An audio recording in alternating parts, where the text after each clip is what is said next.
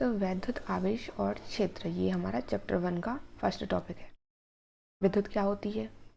तो उस ऊर्जा को जिसके कारण किसी पदार्थ में हल्की वस्तुओं को आकर्षित करने का गुण उत्पन्न हो जाता है, विद्युत कहते हैं।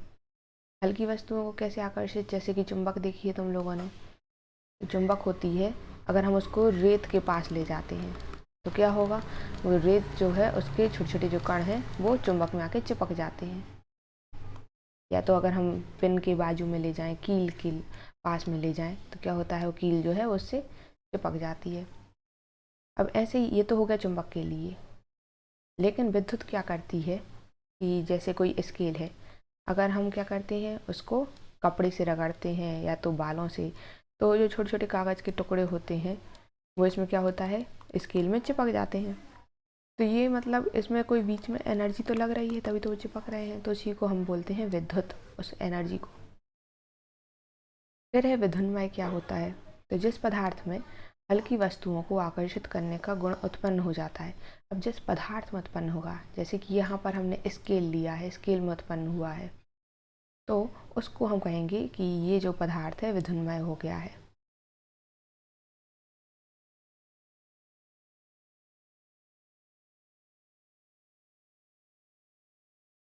फिर है वैद्युत आवेश। क्या होता है?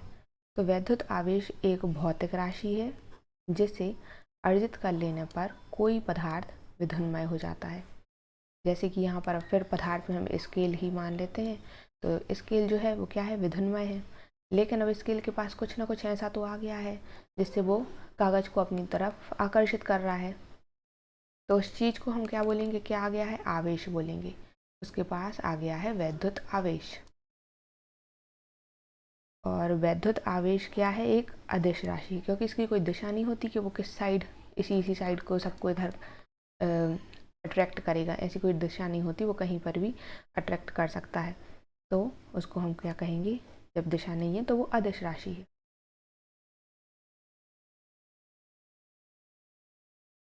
अब इसका एसआई मात्रक क्या होता है? तो एसआई मात्रक इसका होता है कूलॉम। हम क्या बोलेंगे कि वो जो भी चीज़ है, वो जो आ गई है, जो कि कागज़ को आकर्षित कर रही है, उसको आवेश कहेंगे। और आवेश का एसआई मात्रक होता है कूलॉम। अब इसका विमीय सूत्र क्या होगा कूलॉम का? तो विमीय सूत्र, अब इसमें द्रव्यमान तो है नहीं, इसमें लंबाई भी नहीं है, इसमें लेकिन समय है और करंट है, तो हम इसको कहेंगे टी ए। कूलॉम का फॉर्मूला होता है समय इंटू धारा, तो टी ए।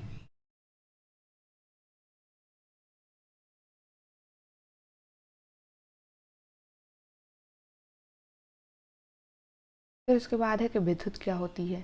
तो उस ऊर्जा को जिसके कारण किसी पदार्थ में हल्की वस्तु, जब भी अब भी देखा था अपन ने विद्युत क्या होती है, ये वैद्युत आवेश भी देख लिया है।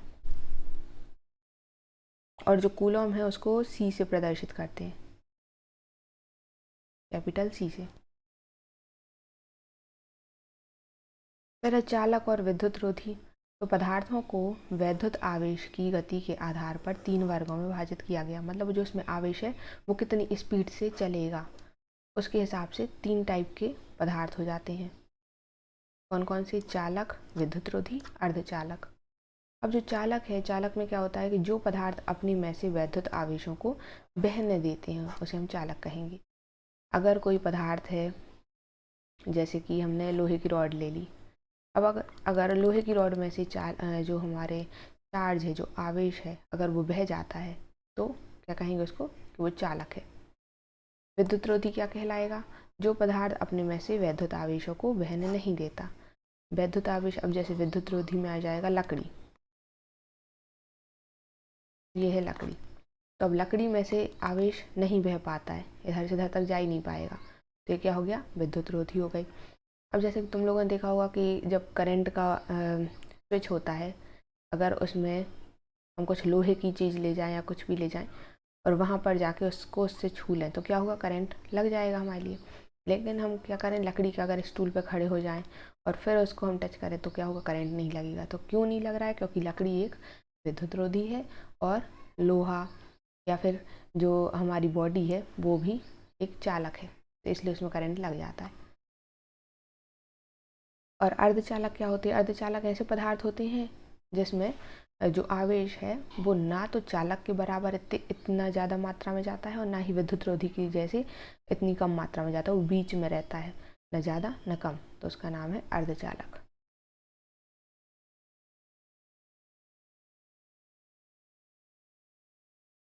फिर ये दो टाइप की विधि होती है आवेशित करने के लिए चालक को, क्योंकि अब जो अर्धचालक है या फिर जो हमारा विद्युत रोधी है उसको तो हम आवेशित कर नहीं सकते क्योंकि इस पर आवेश आएगा ही नहीं, तो आवेश आएगा चालक पर। चालक के लिए दो विधियां हैं, चालन विधि और प्रेरण विधि।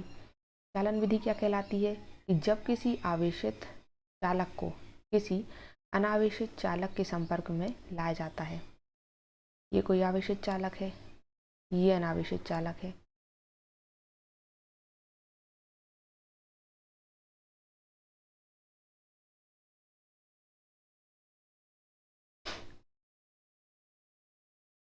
इस पर हम चार्ज लेके आए हैं प्लस प्लस प्लस, और ये जो है इस पर भी कोई आवेश नहीं है। तो जब अनावेशित चालक को किसी मतलब आवेशित चालक को किसी अनावेशित चालक के संपर्क में लाया जाता है, तब दोनों चालकों पर समान प्रकृति का आवेश फैल जाता है। अब अगर इस रॉड को हम इसके पास ले जाएं तो क्या होगा, अगर हम इसको इससे टच करा दें तो इस पर जितना भी प्लस है इसमें भी प्लस आ जाएगा, और इस क्रिया को ही चालन द्वारा आवेशन या संपर्क द्वारा, क्योंकि हमने इसको इससे टच कराया तो ये यहाँ पर भी आवेश आ गया। सेकंड विधि होती है प्रेरण विधि। तो जब दो वस्तुओं को आपस में रगड़ने पर उसके द्वारा आवेशित होने की प्रक्रिया को घर्षण आवेशन कहते हैं। जैसे कि हम स्केल को बालों से रगड़ रहे थे तो क्या हो रहा है, उसको हम कहेंगे प्रेरण विधि, घर्षण होगा और एक आवेशित वस्तु द्वारा अनावेशित वस्तु पर स्पर्श किए बिना विपरीत प्रकृति का आवेश उत्पन्न हो जाता है। अब आवेश मतलब यहाँ पर क्या हो रहा है, घर्षण से हो रहा है। अब विपरीत प्रकृति का बोला जा रहा है, देख लेते हैं क्या होता है।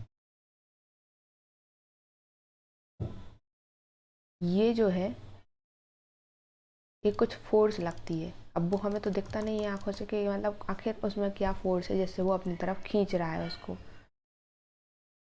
तो ये यहाँ पर हमें मानना पड़ता है। अब चार्ज जो होते हैं, आवेश जो हैं, वो कितने प्रकार के होते हैं, वो दो प्रकार के होते हैं। एक होता है पॉजिटिव और एक होता है नेगेटिव चार्ज। अब पॉजिटिव चार्ज क्या करेंगे, एक दूसरे को मतलब दो टाइप्स हो सकते हैं, या तो प्रतिकर्षित करेंगे या तो आकर्षित करेंगे। और दो टाइप के चार्ज हैं, एक होता है पॉजिटिव चार्ज और एक होता है नेगेटिव चार्ज। ये धनात्मक चार्ज और एक ऋणात्मक चार्ज। तो क्या होगा कि जब धनात्मक चार्ज होंगे तो वो एक दूसरे को रिपेल करेंगे, प्रतिकर्षित करेंगे, और नेगेटिव चार्ज होंगे तो वो भी एक दूसरे को दूर दूर धक्का मारेंगे। लेकिन वहीं अगर हम अलग चार्ज लेते हैं, एक पॉजिटिव और एक नेगेटिव, तो वो क्या करेंगे, एक दूसरे को पास की ओर खींचेंगे, मतलब एक दूसरे को आकर्षित करेंगे। अब ये चालक के एग्जाम्पल है, अभी हमने देखा चालक में मतलब ये वाले सबसे पहले हैं कुचालक वाले। कुचालक में आ जाता है कांच, लकड़ी, प्लास्टिक, लकड़ी, रबर, ये सब आ जाती है हमारे कुचालक में। अगर हम इन चीज़ों के साथ अगर करंट को छूते हैं तो इसमें करंट बहता ही नहीं है, आवेश होते ही नहीं है। और चालक कौन कौन से हो जाएंगे, तो पानी चालक है, अगर पानी भरा हो और उसमें कोई करंट की वायर डाल दे तो पानी में फैल जाएगा वो करंट। सिल्वर चांदी है, सोना है, कॉपर है और लोहा भी है, तो ये सब आ जाते हैं हमारे चालक। फिर जो यहाँ रॉड का बताया गया था, एक है चालन वाली विधि। चालन वाली में क्या हो रहा है, एक पहले हमने कुछ पदार्थ ले लिया, न्यूट्रल है जिसमें कोई चार्ज नहीं है। अब उसके पास हम एक चार्ज वाली रॉड लाए, चार्ज वाली हमने कहाँ से रॉड लाए, कहाँ से ये चार्ज आ गया, तो हमने कपड़े से इस रॉड को रगड़ा तो इस पर चार्ज आ गया। फिर इस चार्ज को हम इस बॉल के पास में लाए तो ये चार्ज पूरा इस बॉल पर चला गया। अब अगर हम इस चार्ज वाली छड़ को साइड में कर लेते हैं तो भी इस पर चार्ज रहेगा, देखो जो पहले नहीं था अब आ गया। तो ये हो जाती है हमारी चालन वाली विधि। फिर उसके बाद है प्रेरण वाली। प्रेरण में क्या होता है, जैसे कि यहाँ पर हमने ये दो गोले ले लिए, ए और बी, अब इस पर कोई चार्ज नहीं है।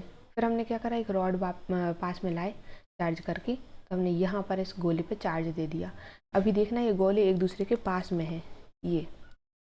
अब जैसे हमने इस पर चार्ज दिया तो अभी क्या हो रहा था, जितना चार्ज दे रहे थे वो ही आ रहा था सेम, जैसे प्लस दे रहे थे तो प्लस आ गया था। लेकिन यहाँ पर अब प्लस देने पर माइनस आएगा, और जो इसकी दूर वाली सतह है ये वाली, इस पर इसी का ऑपोजिट प्लस आ जाएगा। मतलब क्या होता है कि हर कोई जो जितनी भी वस्तु हैं प्लस माइनस इनसे मिलकर ही बनी होती हैं। अब इसमें इक्वल रहता है तभी तो यहाँ पर कुछ भी चार्ज नहीं है, मतलब प्लस भी है और माइनस भी, दोनों इक्वल हैं। अब होता क्या है कि जब हम रॉड को पास में लाते हैं तो यहाँ जितने माइनस माइनस होंगे वो खिंच के इस साइड आ गए, तो इस साइड क्या बचा, प्लस बचा। अब हम इस क्या करेंगे, इस रॉड को दूर ले जाएंगे। ठीक है, इस रॉड को हम दूर ले गए तो अब इस पर तो आ गया है माइनस, इस पर प्लस आ गया। हमने इन दोनों को भी दूर दूर रख दिया, इन दोनों को भी हटा दिया, इस तरह से पास से हटा दिया। तो अब क्या होगा, ये जो माइनस है ये चारों तरफ फैल जाएगा, और ये प्लस जो है इस पूरे बॉल पर फैल जाएगा। तो अब ये दोनों की दोनों बॉल अलग अलग चार्ज की हो गई, और हम अकेला चार्ज लाए थे सिर्फ एक रॉड से, लेकिन हमने बॉल पे अलग अलग माइनस भी कर दिया, प्लस भी चार्ज कर दिया, दोनों टाइप के चार्जेस पे कर दिए।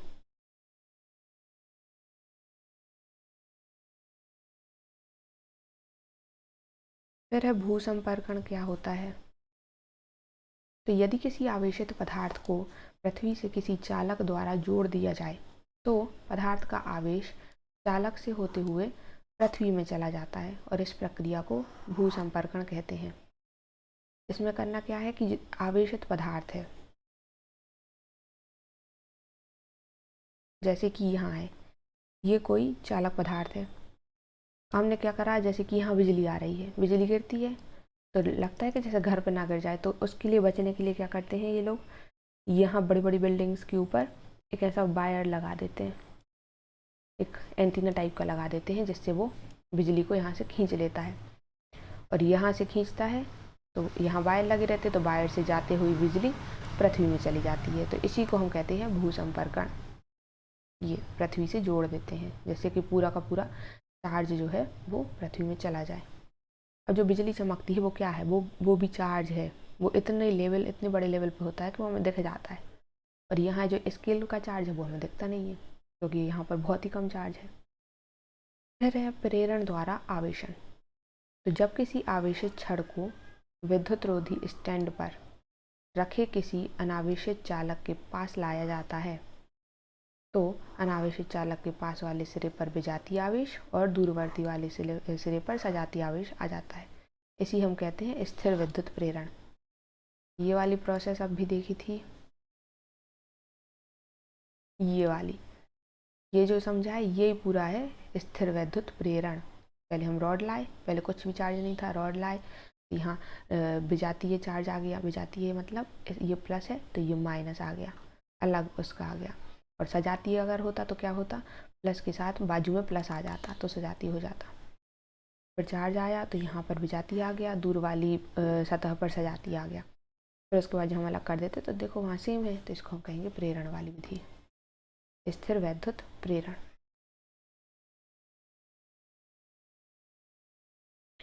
अब उसके बाद है वैद्युत आवेश और क्षेत्र में आवेश का क्वांटीकरण।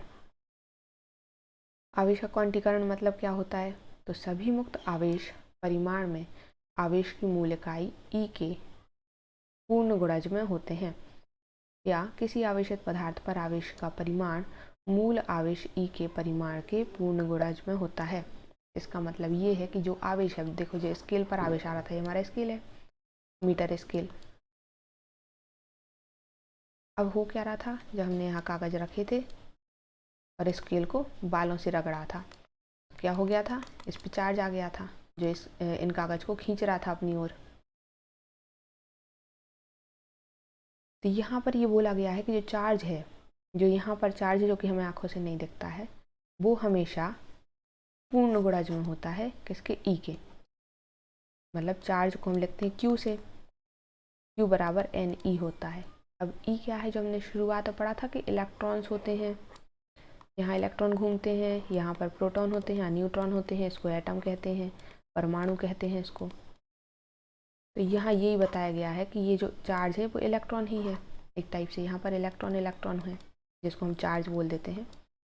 तो यहाँ पर जो कहा गया है कि ई के पूर्ण गुणज में होता है, मतलब चार्ज कभी भी ऐसा नहीं होगा कि आधा हो जाए, 1.2 चार्ज ऐसा कभी नहीं होगा, ना तो 1/2 होगा। तो ये ऐसे नहीं लिखा जाता, इसको हमेशा लिखेंगे हम प्लस माइनस 1 2 3 4 ऐसे में लिखते जाएंगे। तो चार्ज या तो होगा 3e, या तो होगा 10e, या तो होगा -3e, -10e, कुछ भी हो सकता है, लेकिन हमेशा पूरी की पूरी संख्या होगी। फिर भले वो माइनस में हो या फिर पॉजिटिव हो या नेगेटिव हो, लेकिन वो पूर्ण होगी, कभी भी पॉइंट में नहीं आएगी, डिवाइड में नहीं आएगी, इसमें नहीं आएगी।